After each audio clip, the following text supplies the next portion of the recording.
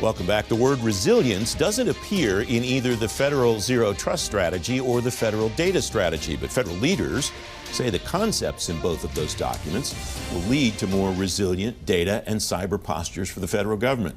Sanjay Poonen is CEO of Cohesity. Sanjay, welcome. It's great to see you. What does data and cyber resilience look like for a federal agency? First off, Francis, thank you for having me on the show. Resilience is being able to respond to some kind of incident. In the past, it may have been just a disaster that happens, flood, earthquake. But right now, a biggest part of the incidents that people are worried about are cyber incidents. That, you know, the bad guys are trying to corrupt data. This has wreaked havoc in state, local, and commercial. And they're looking for any agency. We have 400 agencies in our customer base. We're looking to ways by which they can both protect their data, traditionally what may have been known as back it up, but then also recover it. And I think the best way in which we help our customers respond to that is being able to design this just the way you recover from a cold. If someone told you were never going to have a cold, you'd be like, well, I want some of that DNA. But what you want to do is be able to recover really quickly from a cold. And the speed of cyber recovery is what we encourage federal agencies to focus on. That's part of the cultural change that I think has happened in the federal government over the past maybe decade or so, when people were still building moats around their organizations and the goal was to never get breached. That's out the window. Agencies seem to finally have realized that. Is that a fair read on my part? I think that's a fair read. I think when you have those layers of defense, the moat picture is absolutely the right one. You could have your best defenses around your network, like a Palo Alto, an endpoint, like a CrowdStrike, but your crown jewels are your data. Data is the new oil.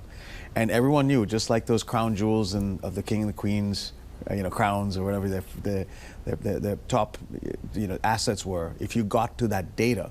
So protecting the data now is the most important aspect, because it's not just being able to lifeblood your organization, it's how you make decisions. How do you encourage people to resist that temptation to continue just the moat building around those crown jewels? Because it strikes me that would be an easy trap to fall back into. I don't think, Francis, the perspective is to stop having those moats. You do need layers of defense. What you need to be able to build into that is not just those defense layers and detection mechanisms. You need to build recovery. In other words, we actually advise many of our agencies' customers, assume you get breached, okay? If you get breached, maybe it's not a matter of if, but when. How quickly can you recover? And the recovery aspects of it now have to be tested. So we encourage our customers to design a black swan simulation event.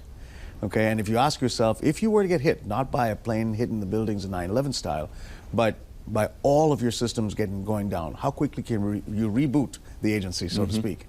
And simulating that and deciding, okay, these 100 apps need to come up quickly, maybe in an hour. These next 500 apps maybe in a day. And these other apps, I don't care if it comes back in a week. What are the most successful elements of a quick recovery like that in a case where there's stuff that has to be back online as quickly as possible? First off, you want to have detection that allows you to understand there's possible sleeper cell malware existing. Those are first signs to detecting it. This is the sign of saying, hey, do I have a cold? The detection of it. I think the speed of recovery and ways by which you can simulate in a clean room where the data that's coming out of those vaults or those archives are clean. So we design for our customers an aspect of a clean room where the data then they can recover from that, and the speed of being able to design a network and a storage infrastructure, a security infrastructure. These are things we work closely, not just with the agencies, but also our system integrator friends in the federal government to ensure that we design those policies well for the government. When you've gone into work with clients in the federal government, what are the mistakes that you've seen that maybe are avoidable mistakes for people who may not be as far down this path as others? I think traditionally people feel like traditional backup tools could do this, and many of them were built 30, 40 years ago and haven't updated their architectures to be fast, because the volume data is now so much bigger. That's number one. Number two, they think of this as a storage topic as opposed to a security topic. And there's so much immense amount of research done.